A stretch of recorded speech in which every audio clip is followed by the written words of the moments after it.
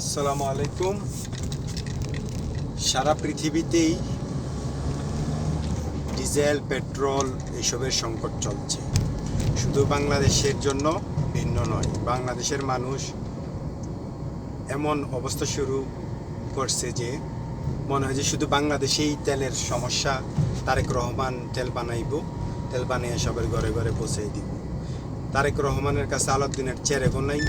তারেক রহমানের কাছে অন্য কোনো পদ্ধতিও নাই যেখান থেকে তেল নিয়ে আসবে। তো তারেক রহমান নতুন ক্ষমতায় বসছে, তো ওনার সব কিছু সেটেল করতে তো সময় লাগবে।